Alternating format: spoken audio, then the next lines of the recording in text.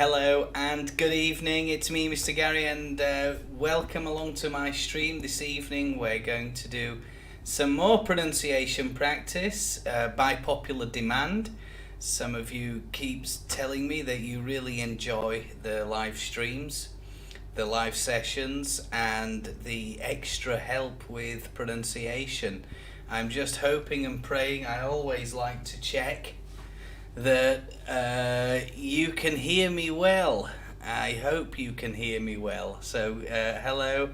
I'm not sure what Vom Red is, and I'm very sorry, but I'm not very good at Russian. In fact, my Russian, I think that's Russian, doesn't exist, unfortunately. So hello and welcome to you.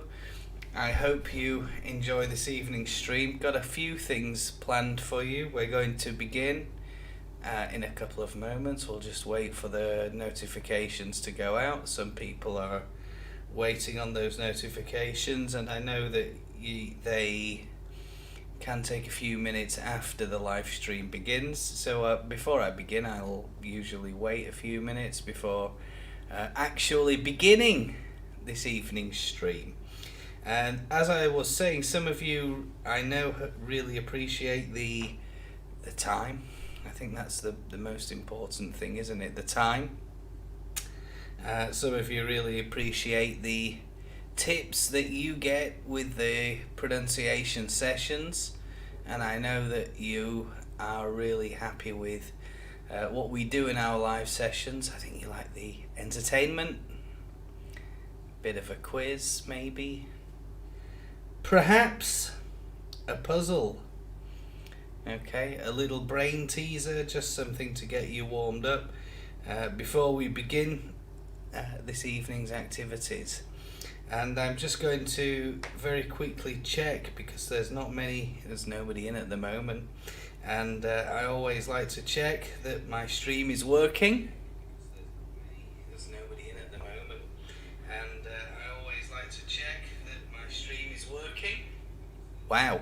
There's nobody in at the moment, and I always like to check that my stream is working. Wow.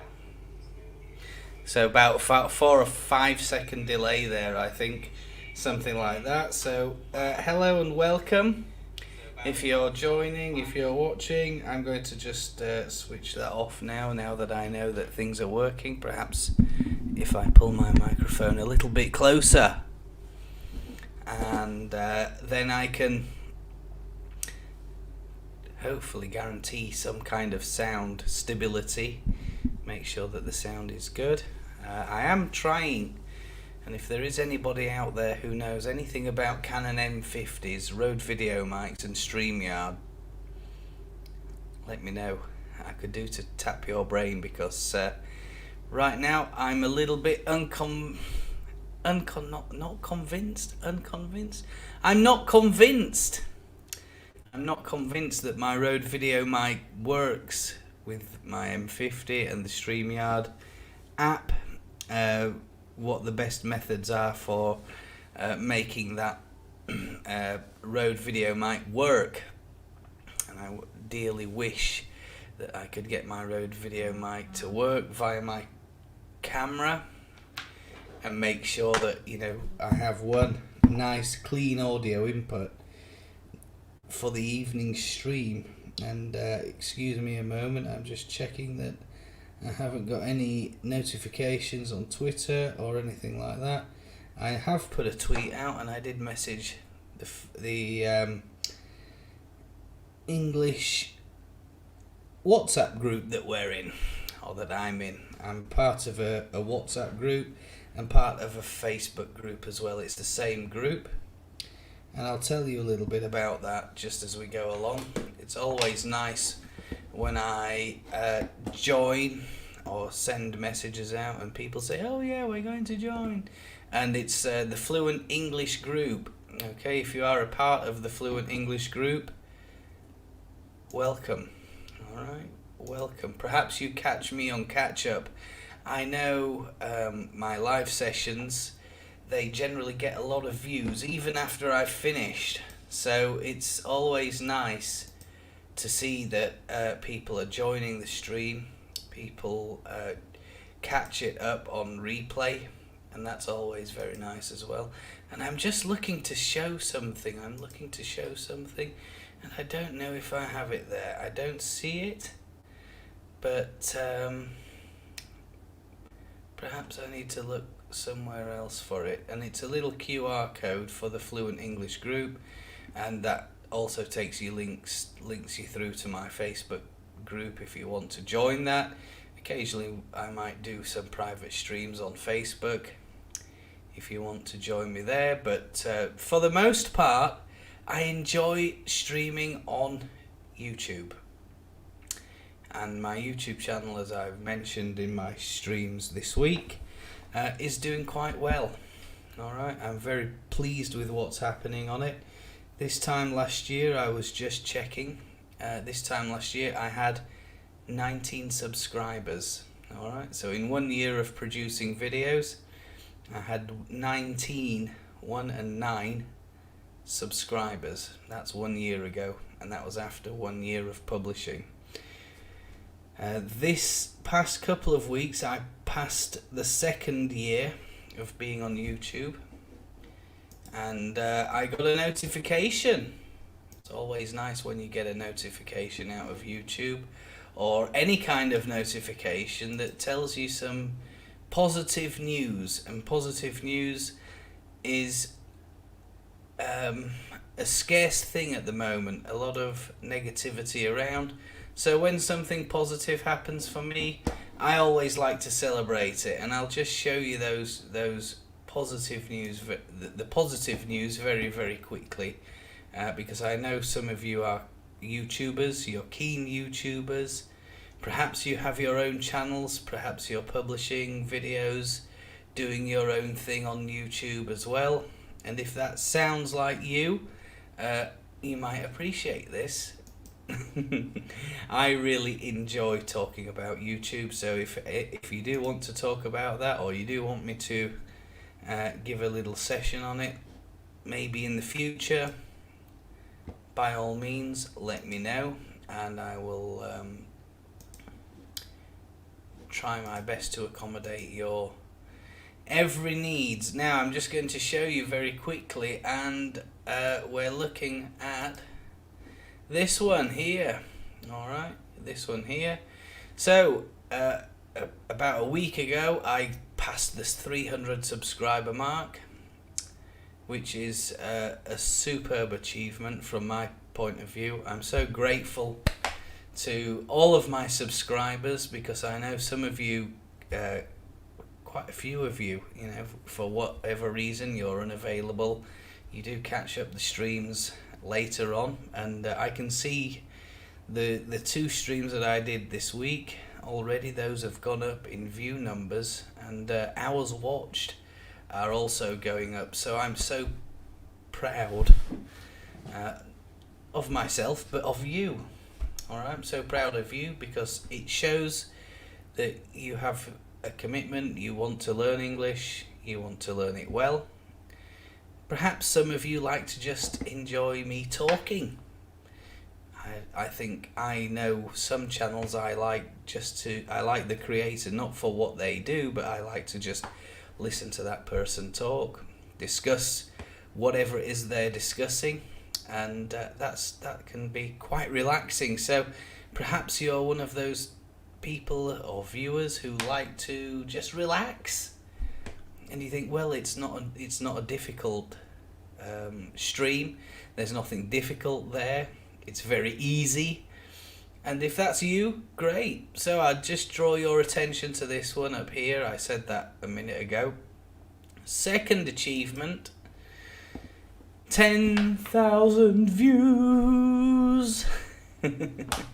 And the crazy thing is about the 10,000 views is that most of those have come from a video that I published right at the very beginning of this channel. It was one of the first videos I made.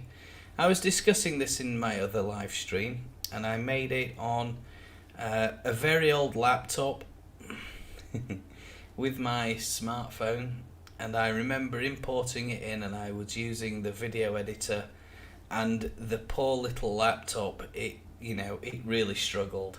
It really struggled. It couldn't, or it struggled to put that video together. There was a lot of text, a lot of graphics. The whole thing had to be, put together. It was a very clunky video, and that's one of the videos that it was the first video on this channel. I've made a lot of videos, and I like to think that my editing skills are improving.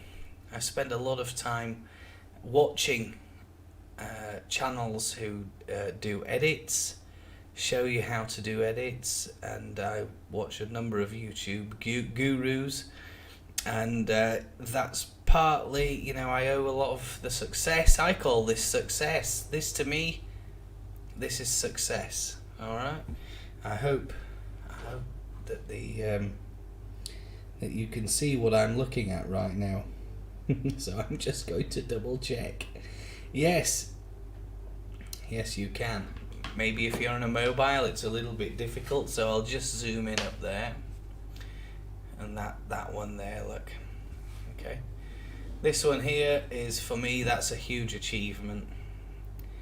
And this as well is staggering, absolutely staggering. I can't believe how the views are going up, and this is in 1 month. 1 month, 3,300 people have stopped by my channel. Okay, the watch time isn't great. It's improving though. It's improving, and I always think we must try and strive to improve whatever it is that we do. Alright? If you're one of my recent subscribers,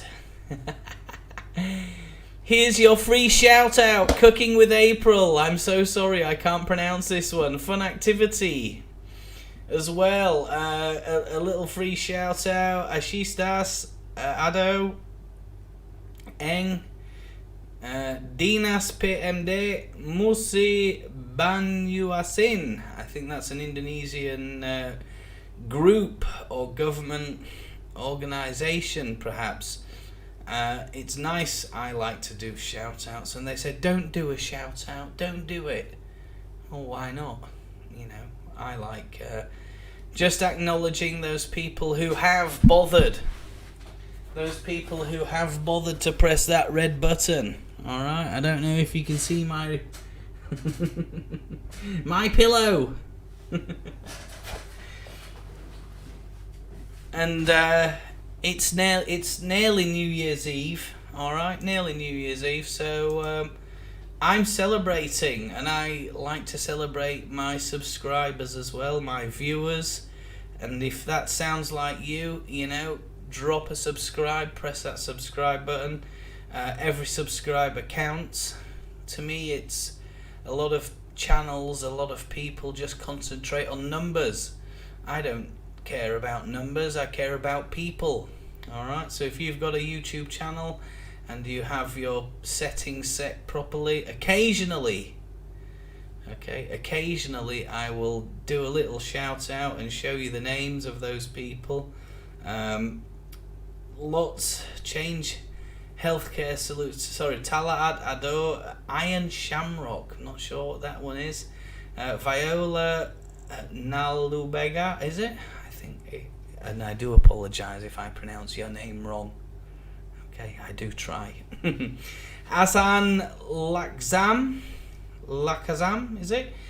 Sahasan Dini, Change Healthcare Solutions, Martha Lepcha, Paranathaman Kai, Claudia, Khalifa Agali, is it? Nazuman Nahar, Pahana Shanigarupa, Garpu, Shanigarupu, is it? 0949, Chung Wong, new subscriber there. Elena Triathi 999, Stanislas, okay.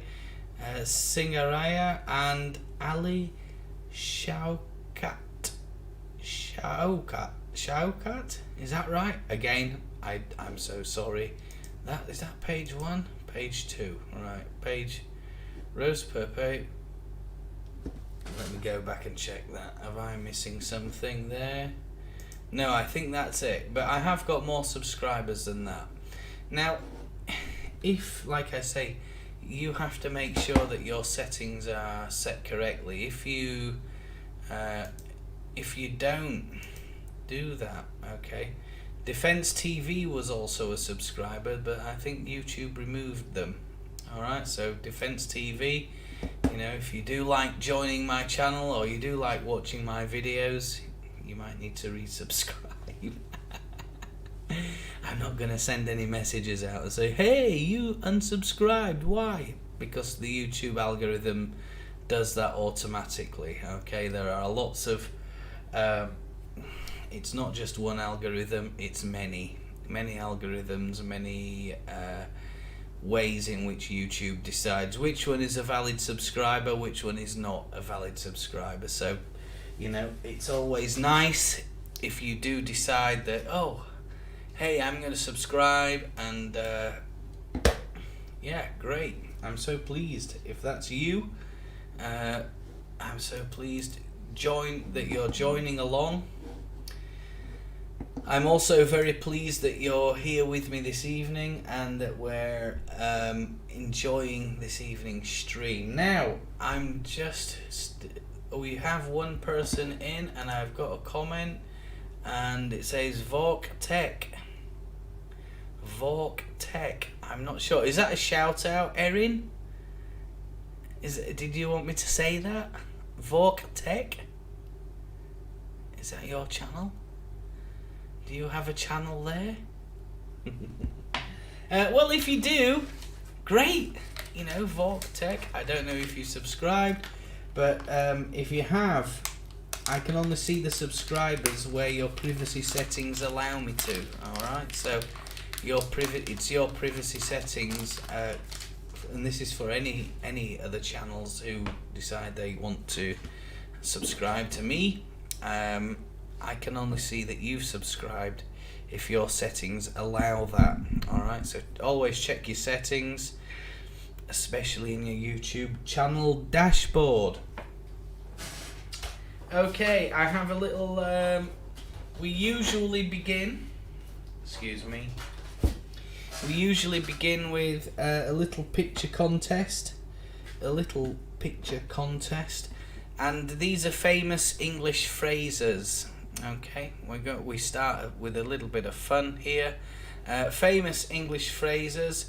All you have to do is tell me what this famous English phrase is. What is this famous English phrase? Say what you see. Look where the eye is. Okay, and where is the character keeping the eye? Okay, if you don't know, just type don't know. Alright, no problem, and I'll tell you the answer. I'm not sure if you're still with us, Erin, so I'm going to continue anyway. That way it flows on for anybody who wants to catch up. And the answer for this one is keep your eye on the ball. Keep your eye on the ball. Keep your eye on the ball. And the picture, I'll just show you the picture for this one again. Keep your eye on the ball. And it means to keep focused. Alright.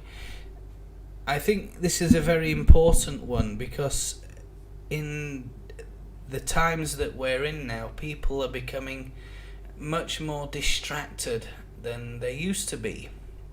And I think this is a phenomenon of video where people just simply swipe up. You know, they watch a 1 minute video for 10 seconds, swipe up. Same on YouTube. I was doing some studying this week, and somebody said, on Netflix, the average Netflix viewer spends 1.8 seconds looking at a thumbnail and deciding, is that thumbnail worth watching? Am I going to watch it? Well, YouTube has a lot more content than Netflix. So you just imagine, how much time do you spend looking at a thumbnail before you decide to join a live stream, watch a video? How much time do you spend looking at a thumbnail? For me, blink of an eye. I look at something very quickly. I'll decide, do I want to watch that? Is it going to be worth my time? And I spend a lot of time watching YouTube educational content, okay, as well as some of the other big creators. Pete McKinnon is one of my favourites. If you've ever seen Pete McKinnon, I like a bit of photography, and Pete McKinnon has a very good channel.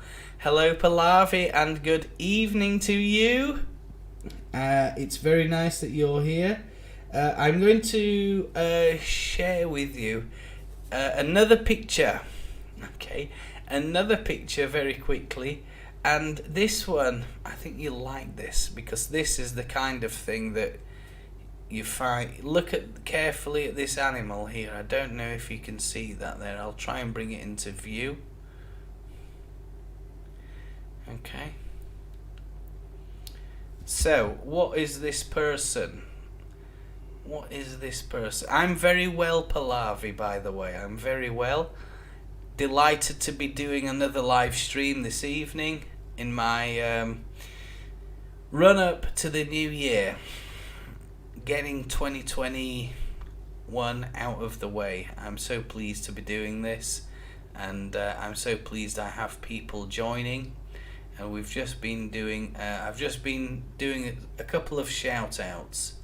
Okay, so this animal it's 2 letters. Might be difficult to see because of the camera. 2 letters. The first letter is O. O. And the second letter is X.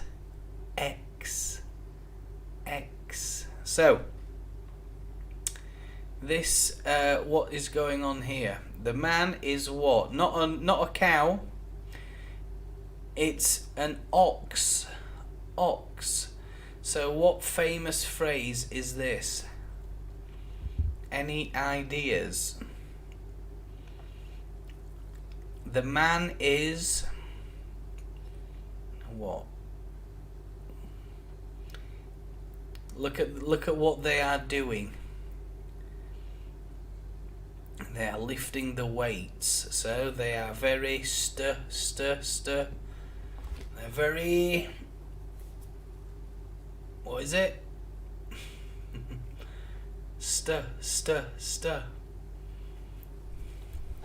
Strong is the answer.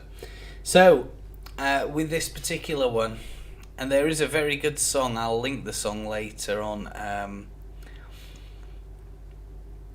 It's a song by I think her name's Lanka, but I will put the link into the chat box in a moment. As I said, I can't stream songs on my YouTube channel, because if I did, it's Lenka, and it's full of adjective and like.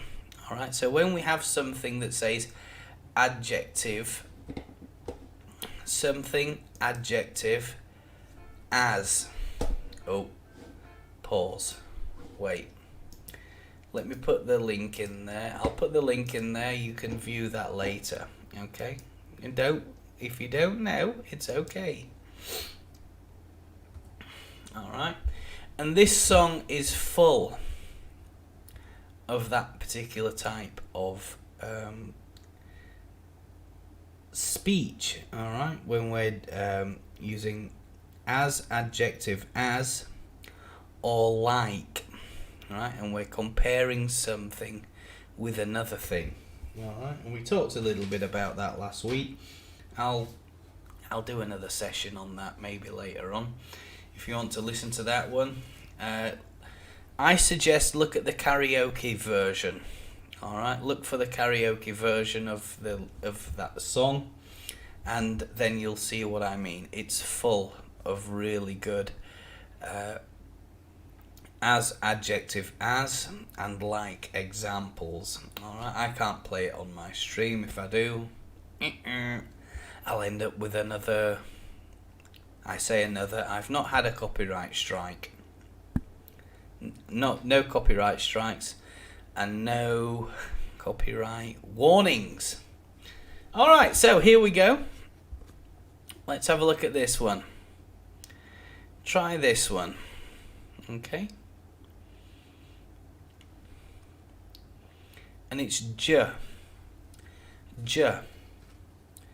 J, j, j. Okay.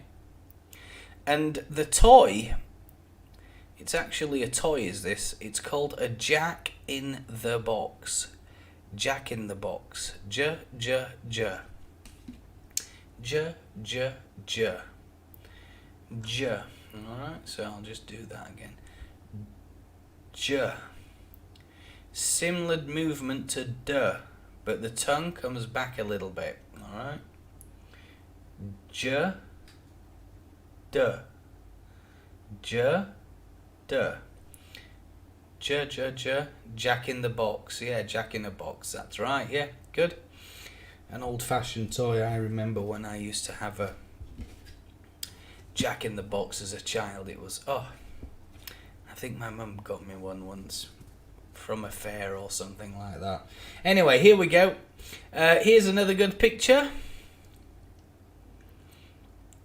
So we go now from j to t. T. Same movement, but there's no movement here. J, t, t. Jack, t. Jack, train. Train, yeah, good job, well done. Jack, train. Excellent job, well done to you, if you got that one correct. So now we've done j and t. We need to look at d. Alright, it's a slightly different one here. Another nice little picture for you to check out. D. D. D. D. Alright, notice how that tongue comes up a little bit. It's t. D. Right? It's almost the same movement. T. D. T. D. T. D. T. D. And once you start practicing those things, you know, you're going to your pronunciation will come on. I hope you're seeing improvements by joining these live lessons. Yes, almost correct. Let me help you with that one. I think you've put dinosaur. Dinosaur is dinosaur. D, d, d. I know it's difficult. What's difficult, should I ask? Is it the pronunciation is difficult? Is it how to say is difficult, yeah?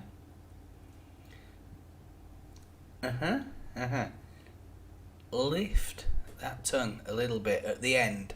Alright, so your tongue's flat there, and then lift it, and it'll form a point. Okay. Duh. Okay. I don't know if I should zoom right in here.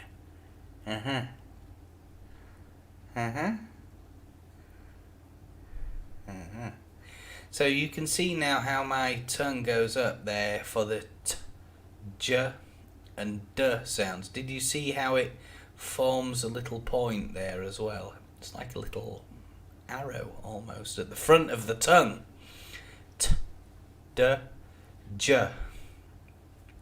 T, d, j.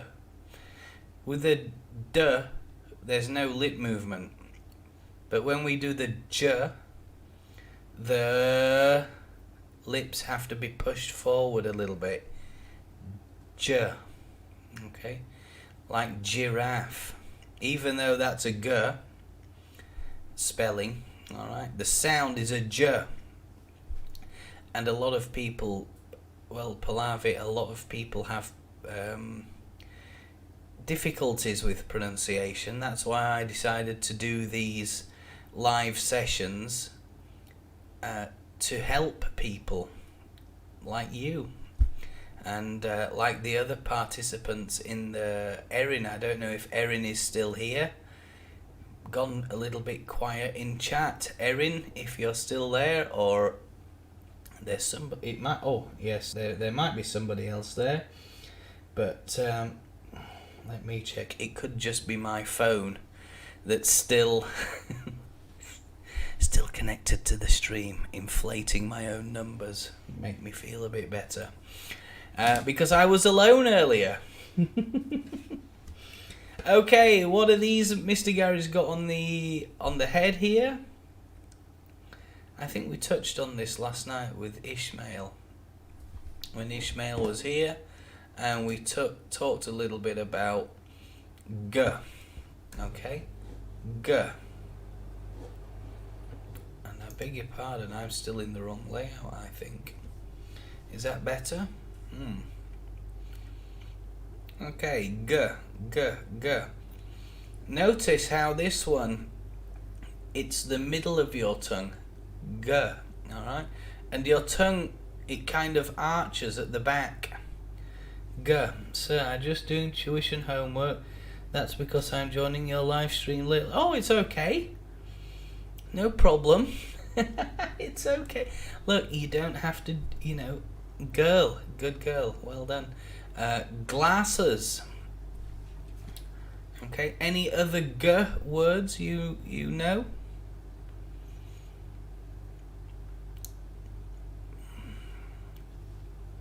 Any other G words?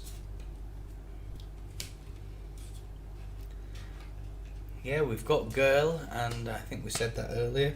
Could have gorilla. Look at my name. It's there. There. G, G, G, G. Gary. Yay, glasses. Good job. Well done. Tell me about your homework. What's going on there? What, you say you've got tuition? What tuition are you doing? You can tell us in the chat. Maybe you're struggling. You know, if you want to take some time out, maybe you want to discuss it. Try and pick my brains. We can do that in a bit if you like. It's up to you. Okay, now here we put the tongue. A little mouth movement forwards, alright? Notice the lips go forward a bit. Tongue up behind your teeth again. And of course we all know those dreaded animals. We have a snake. Notice this is a sound. Snake. Right? It's one of those where the woo. Let me go back out there. Good job. Okay. Snake. Okay, so we have a snake as well. And good. And the final one for this evening, and I want to press on a little bit. Now this is one. Oh, you're doing Hindi homework. Well, good luck with that one. Goodness me, that must be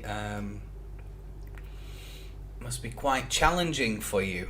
Quite challenging, I think, when you're doing language homework, right? I hope there's somebody available to help you with it. That maybe you don't need anybody to do it. You can just get on with it and it's done. And I hope you're not doing too much homework. This one. Now here's another difference with British and American pronunciation. With American pronunciation, you might hear this H, H, H. And that would be an American pronunciation of the letter. Okay? So, in British English, we pronounce this a little bit different. We'd say there's a little bit of breath with it. So we go H, H, yeah, horse. I've ridden a horse once upon a time, and it was very scary, I can tell you. It was a very misty and foggy morning on the top of the hills where I live. Oh, excuse me, where I lived. And I remember it was a Christmas present. I won't say who it was from. But I remember it as a Christmas present, and I'll tell you now, I was terrified. It terrified me. Terrified me a lot. H is the British pronunciation for this one, and not H. It's H, man. No, it's not H. It's H. Yes, well, I assumed Hindi would be your first language, given your approximate location there in, I think it's India, isn't it? You said it was India, and I can't remember what the name of the town is. Well, I can remember, but I can't, for the life in me, pronounce it. A tricky one. I remember it being a tricky one. Right, okay. So we'll have a look at a couple of these ones here, and I've got some very good, difficult British place names. Okay.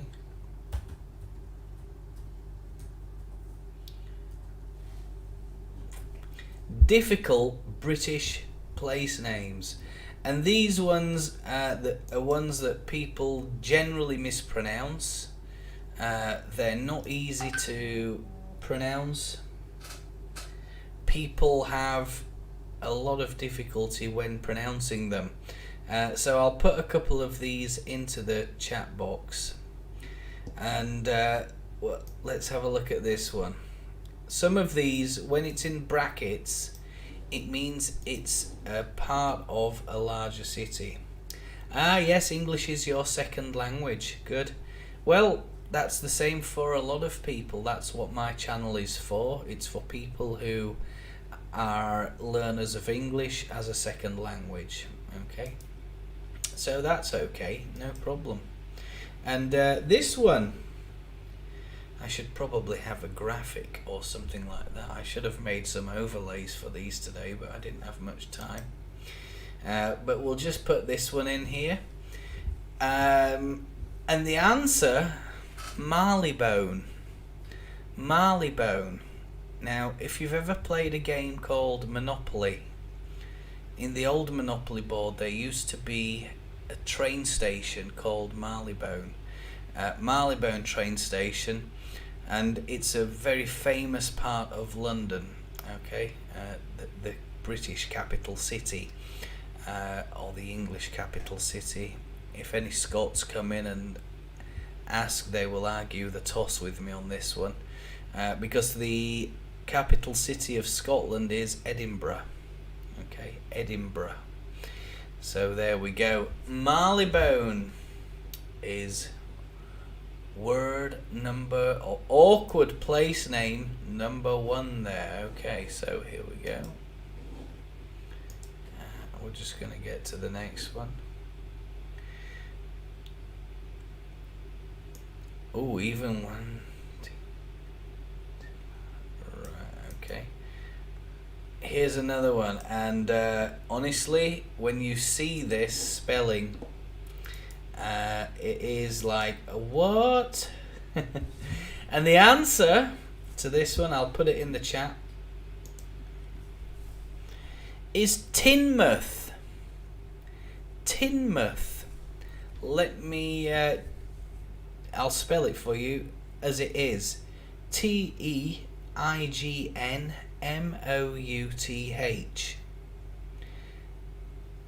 Pronounced Tinmouth, Tinmuth, Tinmouth. Okay, and that's in the where am I? Oh yes, I'm there. Now, Mr. Gary, go and share your screen, and then hopefully we can see where some of these places are. And I think it would make a very nice little graphic on our stream. Of course, that's the word. Tinmouth, and it's Devon. Okay, so there we go. I'm going to go with that one. And then I'm going to go over here. Okay, Tinmouth in Devon. Now, I've never been to Devon, but I understand it's a very lovely part of the United Kingdom. Bishop Staten there as well. So we'll have a look at the UK map very quickly. Devon is in the southwest of England, okay? So if you ever manage to go there, this is the UK, and Tinmouth is just down there. So it's a lovely place to go. I'd love to go there. All of this area down here is, you know, it's so nice. And a lot of people say to me, "Oh, mister, you must be from London. London's very nice." No, it isn't. It's nice as a tourist for maybe 3 or 4 days. And then after that, leave. Leave London. The rest of the UK has so many places to see, so many things to do. And getting around is very, very easy. So I'm going to have a look at the next place now. And it's Bicester. Bicester. Bicester. Alright, okay, you're using Google Maps. Well, if you want to use that, Google Maps. And the answer for this one, Bicester. B-I-S-T-E-R. Bicester.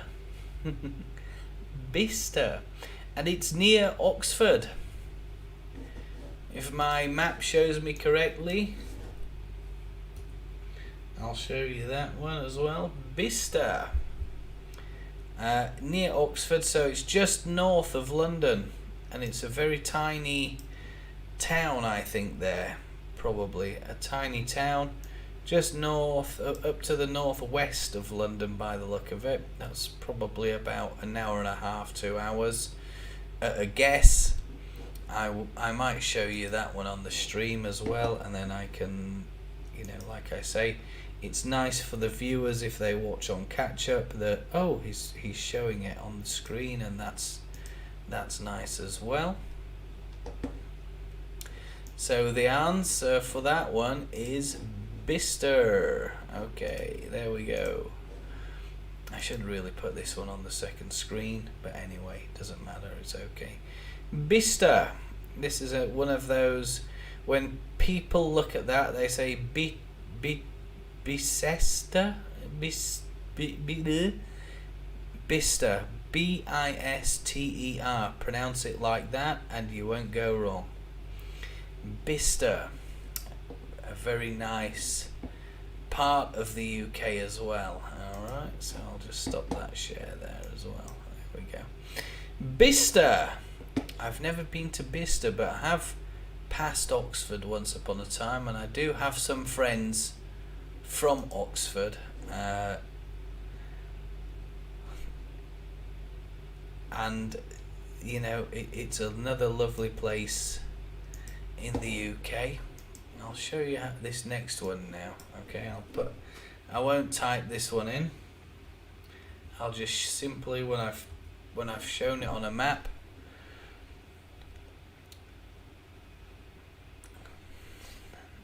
yeah, I'm trying to pronounce this one as as we speak. It's another awkward place name. We've got some real tricky ones in the UK, you know. It's super, super tricky, some of these places. And I'll show you this one just a second. And we go to that one there. There we go. And it's Hunstanton. Hunstanton. And another tricky place, but this one's up in Norfolk.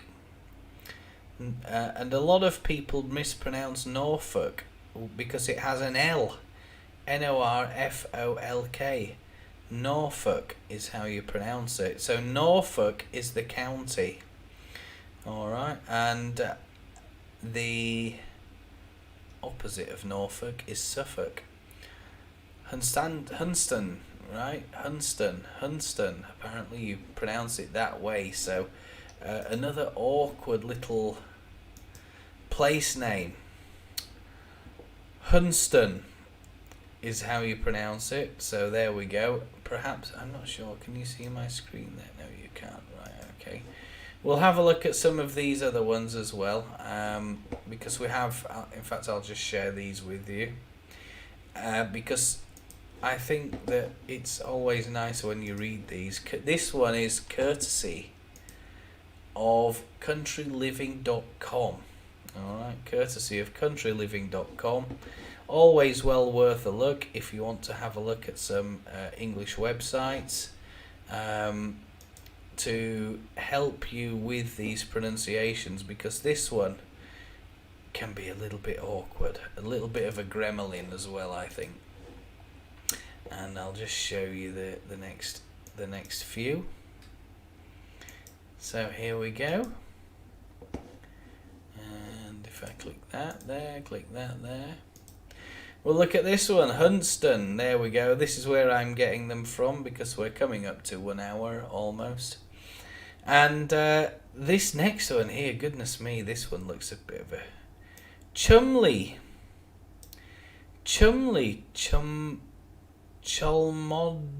Cholmondeley. There, you don't say that. This is the correct way of doing it. Chumley. Goodness me, who would have thought? And the one that's below, goodness me, I don't know where these names come from. A lot of these names are very, very old. They probably date from Roman times quite often. You know, over 2,000 years old, a lot of them. And they've been derived, adapted and changed over that time. So when you think about the Roman period, that's probably before the birth of Christ. All right, so it goes back in history with these place names in the UK, a lot of it, and these place names, they get altered, adjusted, changed and adapted. This one here, if I didn't know, I would say God Manchester. No, that's not correct. Godmanchester. Not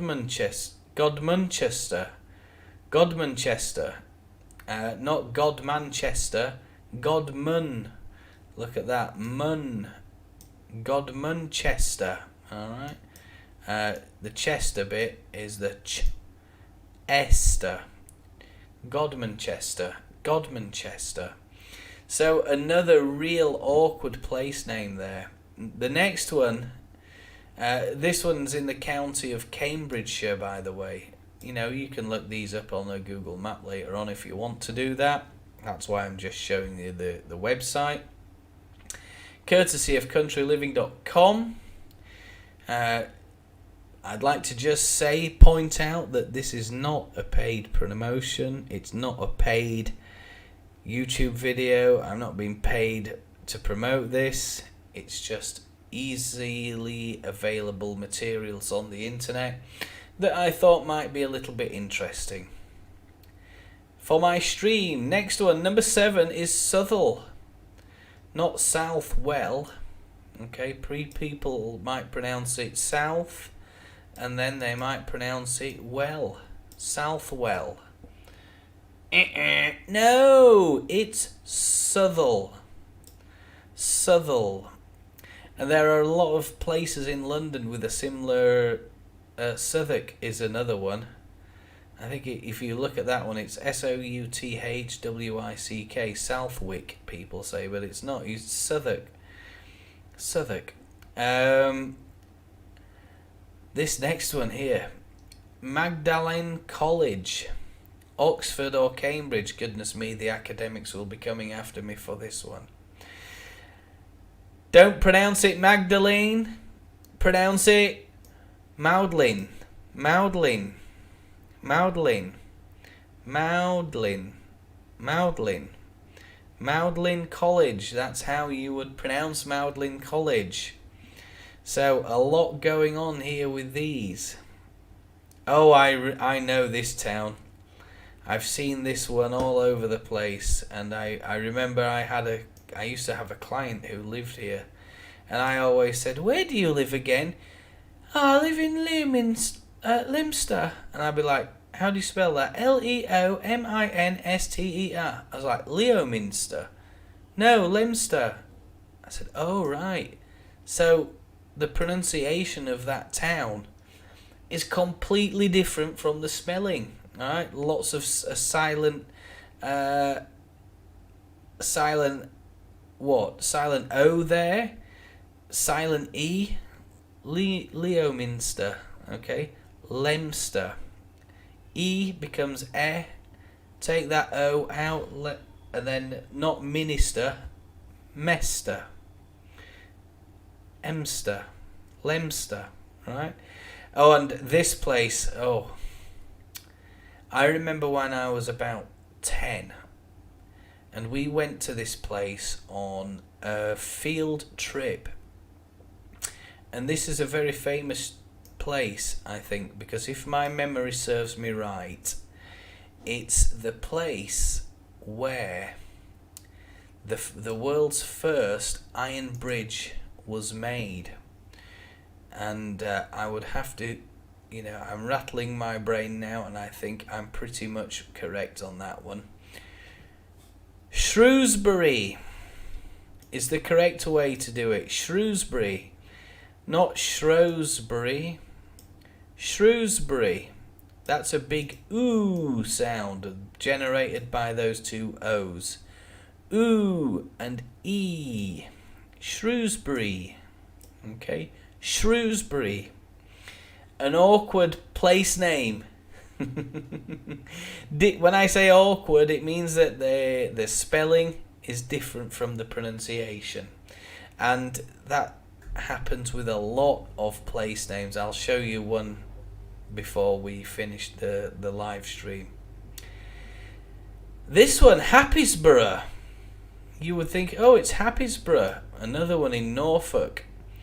And you would think, oh, looking at that, I'd say Happysbur. Happysbur. No, it's wrong.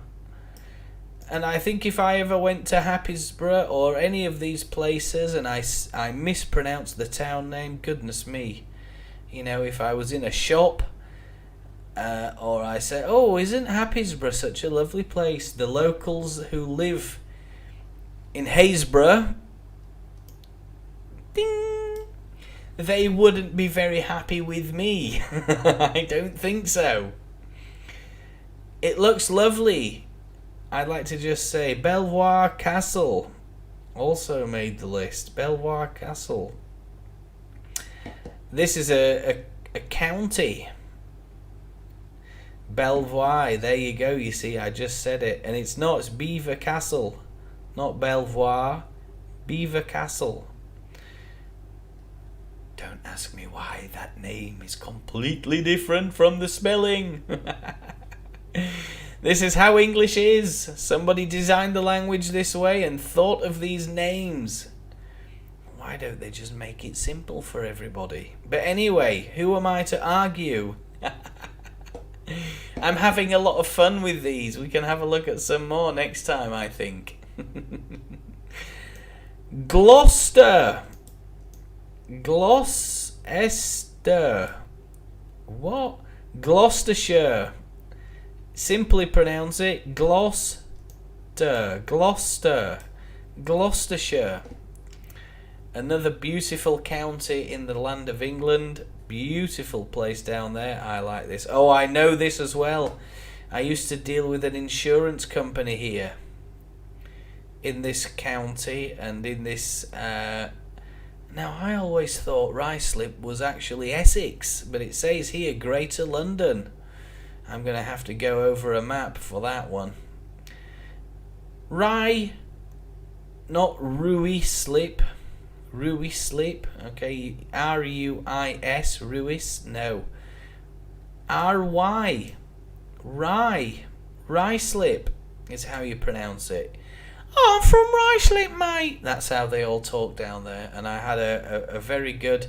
She was an underwriter and she worked for an insurance company, and it was a very good company to deal with. And she's like, yeah, just send it down to me at Ruislip Manor. Like that. Like that, she said. This one is near Liverpool, like Stevie Gerrard. Gtaker is how you might think you pronounce this, because you just simply split it with a syllable. Oh no, Gtaker is the correct pronunciation. I can imagine the people living in Gtaker, if they join this stream right now, I think they'd just be going absolutely bonkers and saying, you can't pronounce our place name. To that I would say, oh, I'm terribly sorry. The other favourites of mine are this one. If you ever see this one, I'll just show you it very quick. I'll type this in the chat box. Hello and welcome. Sorry, I haven't been checking the chat. Ismail is here. Hello. And MHD Ismail is here. Pallavi is also here. She's very busy doing some Hindi homework, I think. So, good for you. Now, just try and pronounce that one. And tell me how you think you pronounce it. Any ideas? I'll give you the answer. And the answer is this.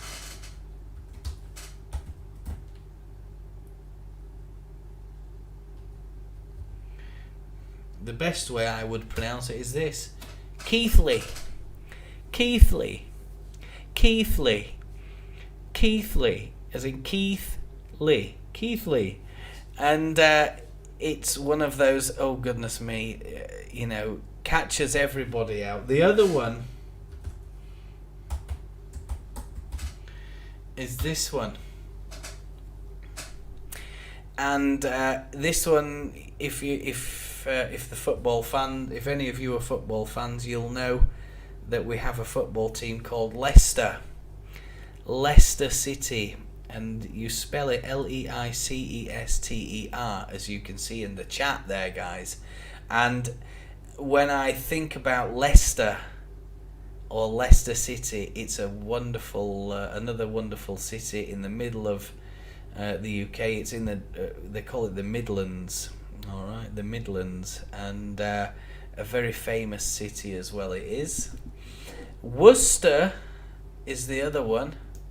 Worcester, and that one catches everybody out. That's right, Leicester. Yeah, Leicester is the best way. MHD Ismail, that's the way to pronounce that one.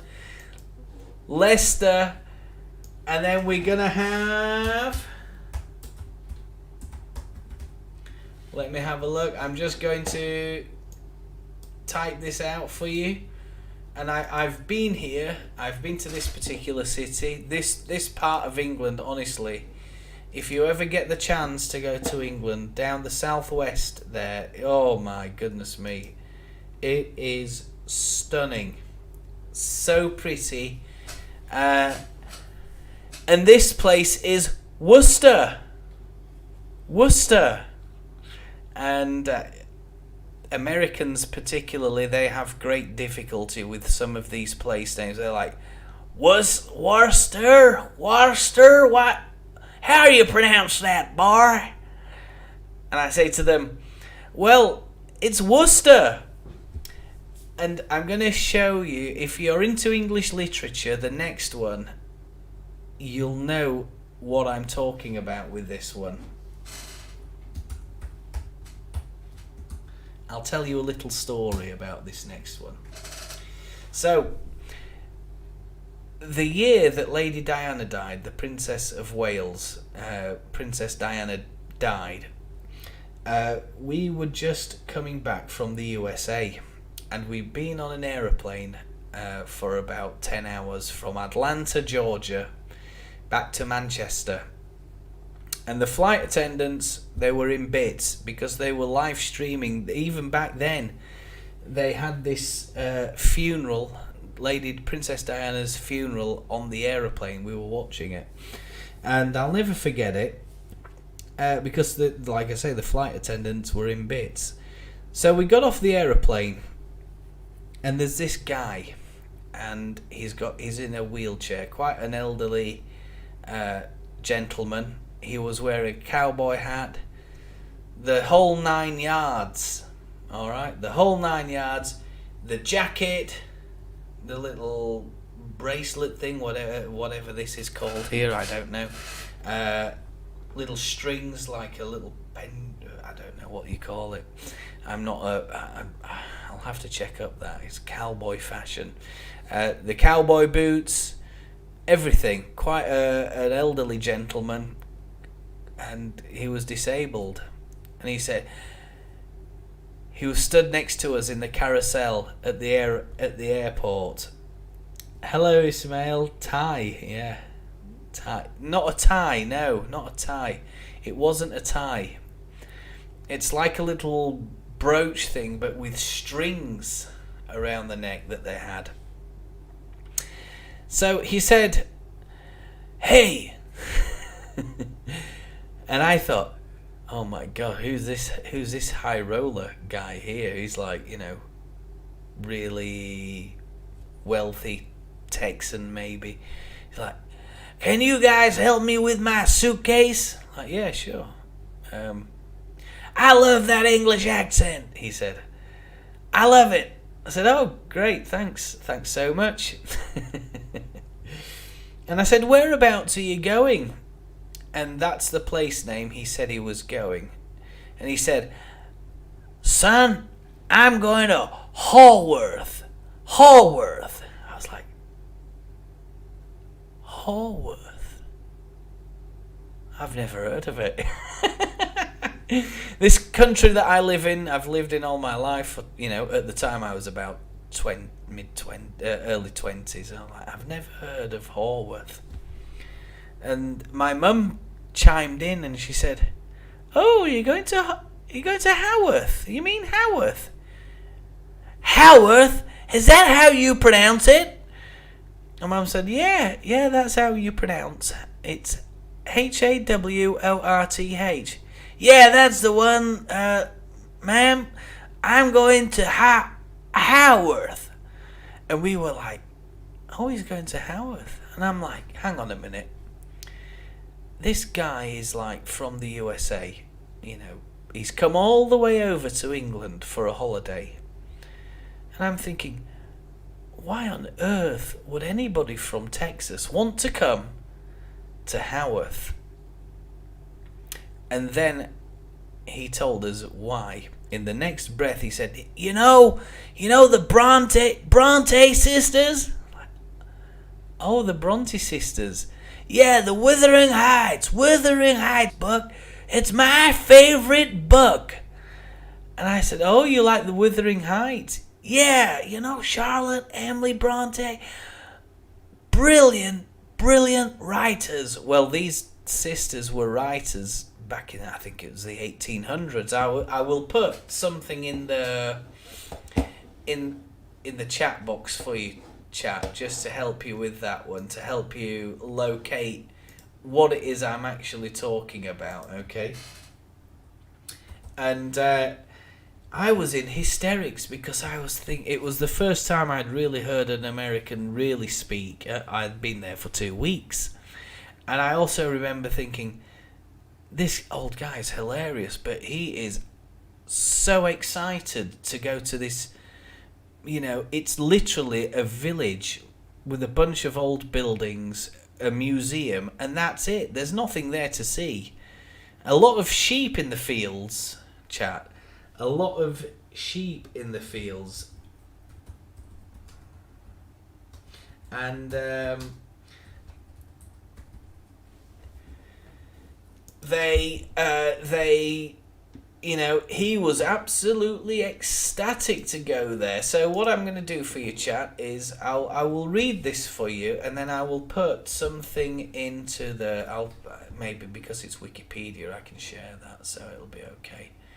I don't think that's going to cause me too much of a problem. You studied Jane Eyre. Yeah, there you go, you see, Ismail. So...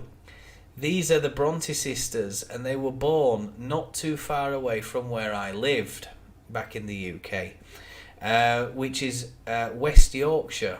All right, so something that, you know, you're really gonna... I hope you're gonna enjoy this. I'll take the extra time. It's 1 hour and 5 minutes on the clock, but don't worry, we're not limited to anybody or anything in my stream. We're just whatever, wherever, whatever, and I'll read this for you. The Brontes were a 19th century literary family born in the village of Thornton and later associated with the village of Haworth in the West Riding of Yorkshire. Well, that's how it was known. It's not known as that now, I don't think. The sisters, born between 1816 and 1855, that was Charlotte. Emily was born in 1818 and passed away in 1848. There was a third called Anne, born in 1820 and passed away in 1849, are well known as poets and novelists.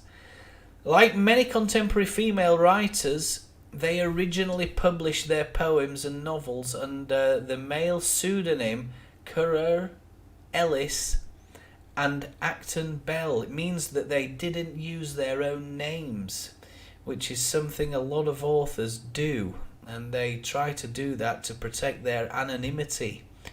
Okay, perhaps they're private people. They don't want lots of people coming to the house for autographs, for pictures and stuff like that. And when a writer feels that way, they are a private person, they would use a pseudonym. Notice that pronunciation, we don't pronounce the P. They would use the pseudonym to try and disguise their identity, often keeping it secret.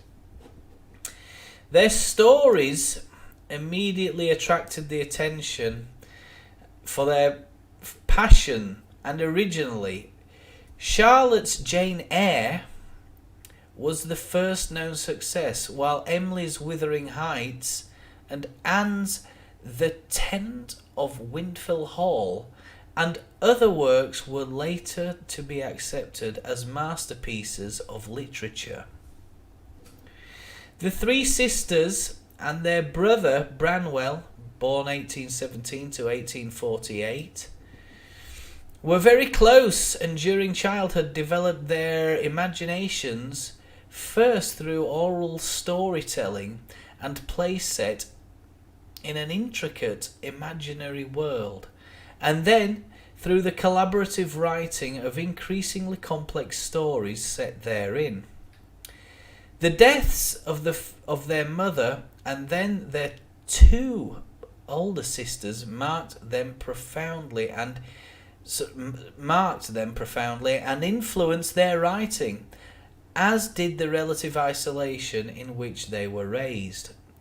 The Bronte birthplace in Thornton is a place of pilgrimage. Pilgrimage means that people want to go to that particular place. The other one that I visited, I have visited the Bronte parsonage, and it is a famous place in Haworth. The other one that I visited, oh goodness me, here's a quiz for you. Tell me the name of the author of the book Peter Rabbit.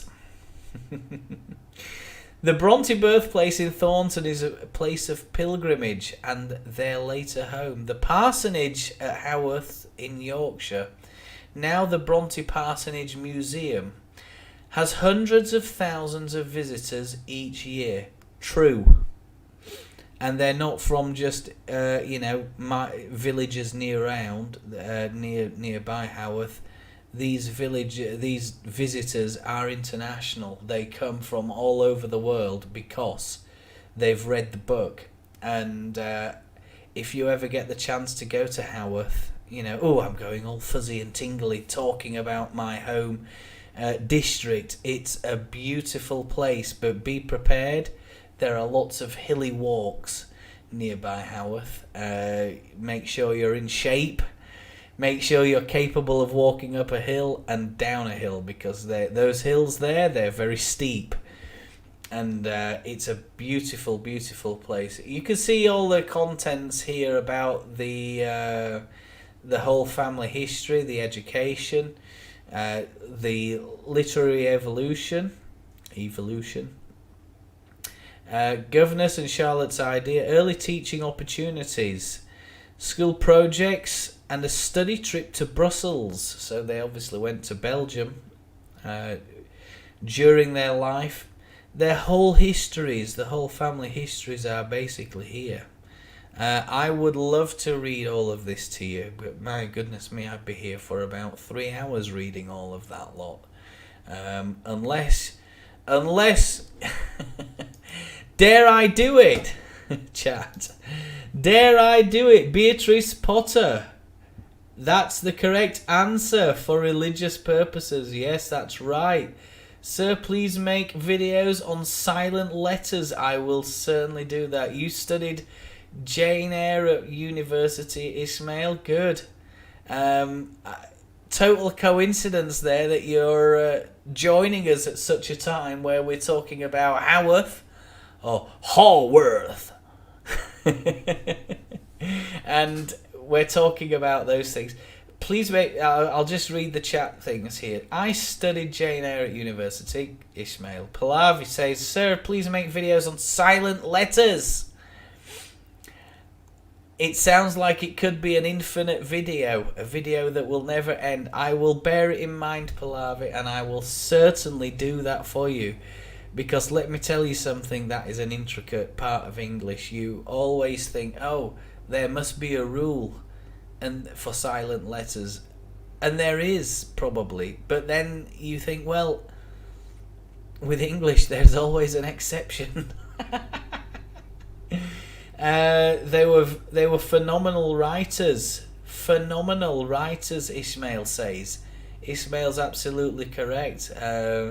Literary masterpieces, I think, is the correct answer there. For religious purposes. Correct. A pilgrimage is usually for religious purposes, but I took my wife to the Lake District, which is where Beatrice Potter's from.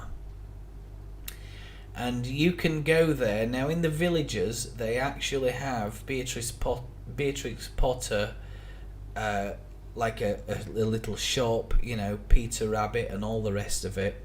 And I don't know, chat. I don't know if you can see those toys up there. Perhaps I'll bring them down. But they're over here. Where's my finger gone? Mopsy and Peter. Mopsy and Peter in the house with us tonight, and I bought them from the little souvenir shop at Beatrice Potter's house. Alright, her house still stands. And I'll answer that question in a moment or two, Pallavi. Just give me a moment. And I remember thinking it's very similar to what you see in the first Peter Rabbit movie. It's not the actual house that was in the movie. That's number one. The guide said that what they'd done is they'd used CGI and a studio to recreate the house and enhance it, so make it look more modern. They didn't film much of it at the actual premises, at the actual location. And the story of Beatrix Potter was very interesting because she was a naturalist. She loved nature, she loved the woods, the birds, the wildlife, and all the rest of it. Well, she made that much money writing those books. She bought all of the land nearby that house where she grew up. And the story goes that she wasn't married, nor did she have any children. So it meant that, all of this land and everything else, she was very worried about what would happen to it. So in the UK we have something called the National Trust. And she said that on the day of her death, she would sign all of her assets, that's her houses, the fields, the farms, the whole lot, over to the National Trust, the woods, the wooded areas nearby. It's a huge plot of land, and she said she made a rule that basically nobody can build there. Alright, so you can't buy a house there, you can't build there, you can't do anything there, you can't change anything about it. What you see when you go there, if you ever get the chance, and I wish you all the very best of luck, that you get there. If you manage to get there, then what you see now today is exactly how it is and how it was when she was alive. They still maintain the house for her. Yes, there is a souvenir shop. I'll show you. I'll show you. I also bought the book.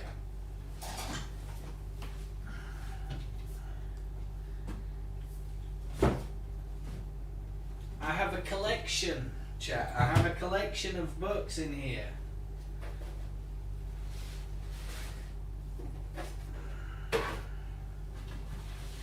Yeah.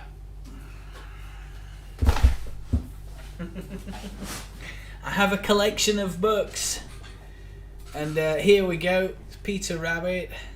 Okay. Whoops, daisy. Let me spin him over there.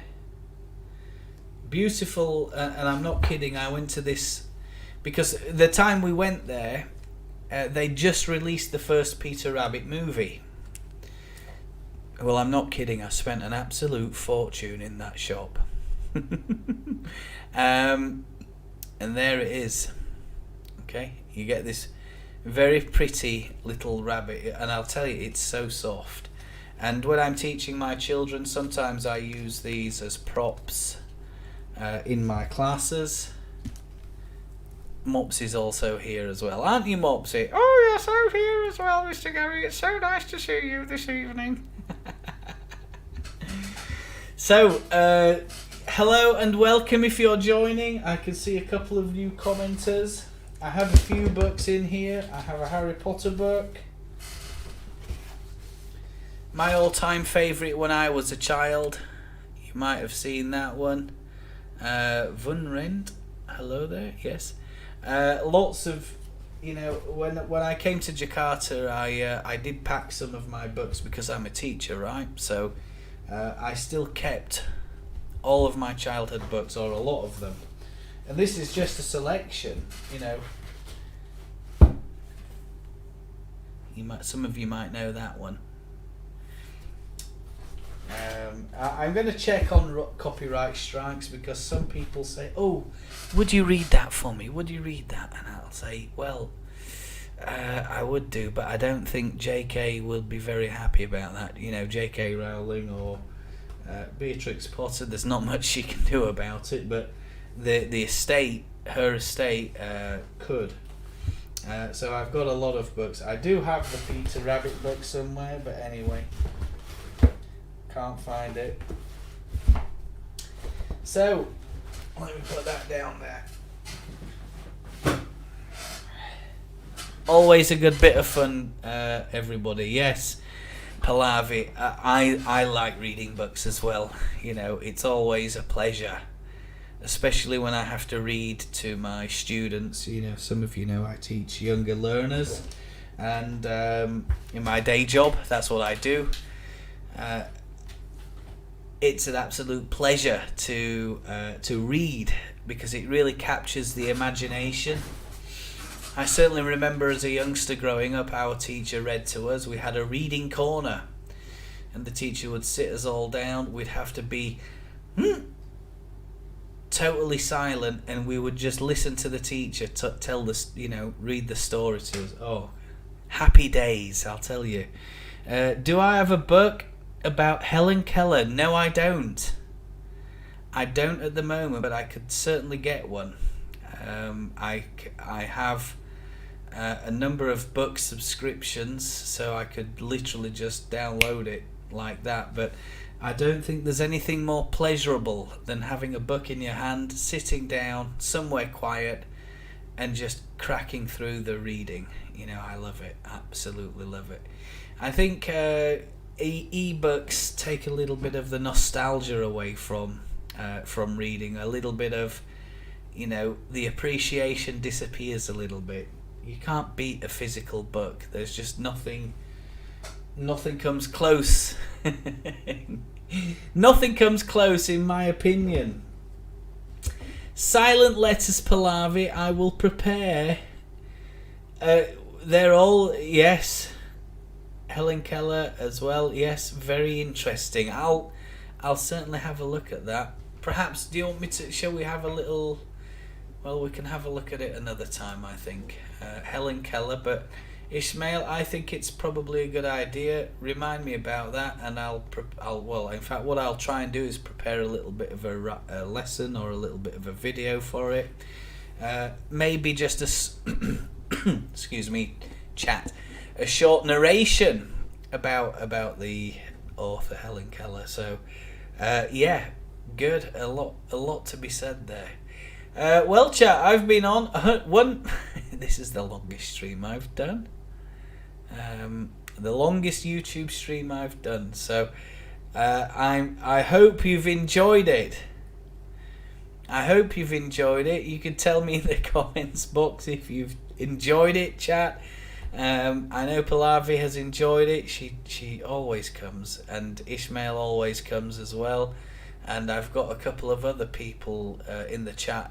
They're watching the stream but not commenting at the moment. I've got, I don't know if that's Hans PDSTY. Hello and good evening to you from Jakarta. And yes, I think the time now is that I end this live stream or start to wrap it up. Helen Keller. Give me a bit of time on that tomorrow. I'll come up with something for you. We'll have a little discussion. Perhaps we could do some more author discussions. You're fascinated in English literature. I know it's such a famous topic of discussion, topic of study, and you'd be surprised how many learners love reading. It's, I think that English literature is more popular now outside of England than it is inside of England, in some respects, because I also think that, I touched on this earlier, that we're more distracted now than we ever have been as a society, as a human race. The whole idea of scrolling through a video, flick, the TikTok flick. If you're, I don't think you have TikTok in India, but in other parts of the world, it's becoming, I think, problematic. People are more distracted than ever before, and it's, I dread to think that people will forget the joys of reading and forget the things that are much more useful, I think. Anyway, chat, I hope you enjoyed it. It sounds like some of you did. I enjoy doing these live streams, and they certainly seem to be doing the channel a lot of good. So if you do catch us on the VOD, video on demand on YouTube, thank you so much for joining us. And if you make it this far, in the replay. Sarah is joining us as well. Thank you so much for saying hello there, Sarah. By all means, boot that like button, smash that like button. Oh, hang on a minute. Robinson Crusoe, MHD Ishmael, was my favourite story as a youngster. Yeah, and I do have a Robinson Crusoe book. It was an early learner edition. But actually, I do have to teach Robinson Crusoe every year to some of my grade 5 students. They're the younger ones. And honestly, I just love telling the story. Absolutely love telling the story. Hopefully, you can talk about teaching English as a second language. Yes, I mean, it's nice when I come on and talk. Okay, I like coming and doing the live streams.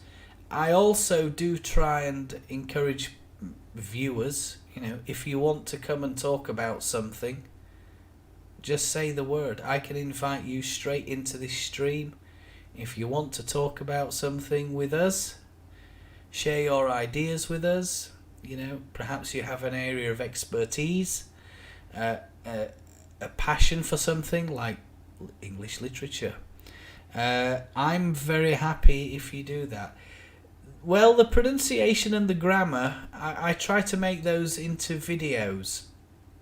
Okay, but with live sessions, we can actually have interactive live sessions. If you're brave enough to put the camera on and you've got a reasonable internet signal, you can join me here on this live stream as well. Oh, I like this. This is another wonderful comment from Pallavi this evening. Sir, do you read Shall I Compare Thee by William Shakespeare? Oh, you are an English teacher, Ismail. That's why. That explains a lot of things. I mean, I can teach the English grammar stuff. I do teach. That's what I do in my daily routine. But if you say, well, can you help us teach this, or how would you teach that? Drop me a DM or a comment or something like that, and I'll prepare something for you. It's like anything else. I think when you're teaching, you can do things, no problem. I have a number of resources, a number of things where I would certainly over the internet do it, and yeah, absolutely, I would be happy about doing that. No, open to suggestions, let's say that. So this live stream chat is all about you. You want me to talk about something specific, talk about a specific topic, I'm all ears. All right, I'm all ears. I'm prepared to listen to your requests. Drop your requests in a DM on Twitter, or I don't know if you can. You could also drop me an email. If I put the email up on the screen. I say put it on the screen. Let me have a look. Just stand by there a moment while I just get the Twitter handle. Yes.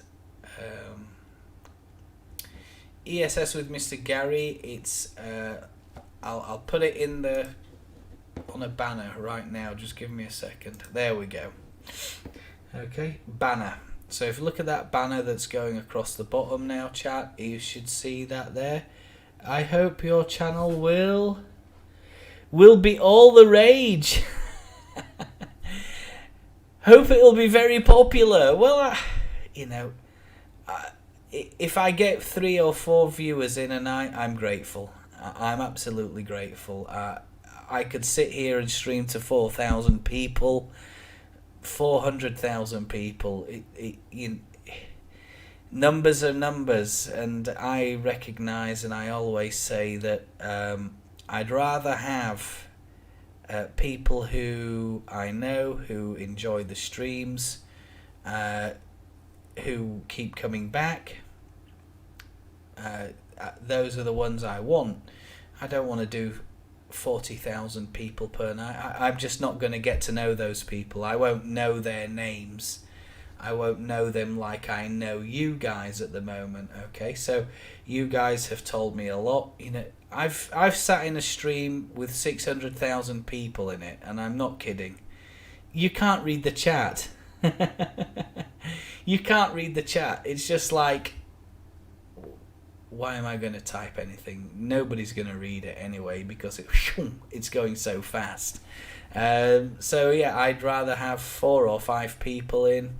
If you're happy, and that's great, I'm grateful for that. That's number 1. Number 2, it's nice if you have suggestions. You know, put those suggestions in a tweet, ESS with Mr. Gary. Or I have my website, mrgary.com. All right, that's my website there. I haven't really updated it in the last few weeks, and it's just got some YouTube videos there. But over the coming few weeks, I am aiming to try and put some worksheets on there. There are links to some quizzes and games in my website. No problem. Get yourself over there, have a look. It is Google's. You know, I've got Google Ads on there. That it doesn't pay me very much, so it's just a bit of fun. You have a suggestion, and I will tell me later. Right? Thank you so much. You may put your suggestion in an email or in a tweet or in a DM, however you like. If you want to suggest it now, Ismail, I'm all ears. I'm all ears. Just you know, like I say, I can invite guests to join me on the stream. It would be as if you're talking to me. A bit like a Zoom call. I don't know if you use Zoom calls or use Zoom, but that's more or less the same thing I have here at the moment. So yes, for anybody who's catching on video replay, you know, it's always nice. That's what keeps me supported, in case you were wondering. Nice if you subscribe. Thank you so much, chat. It's been an absolute pleasure again. Take care of yourselves, and we'll do it the same time tomorrow, okay? You're very welcome, Pallavi. Thank you so much, Sarah, and everybody else who's been in the chat. Always a pleasure. Take care of yourselves, and I'll see you all tomorrow. Bye bye.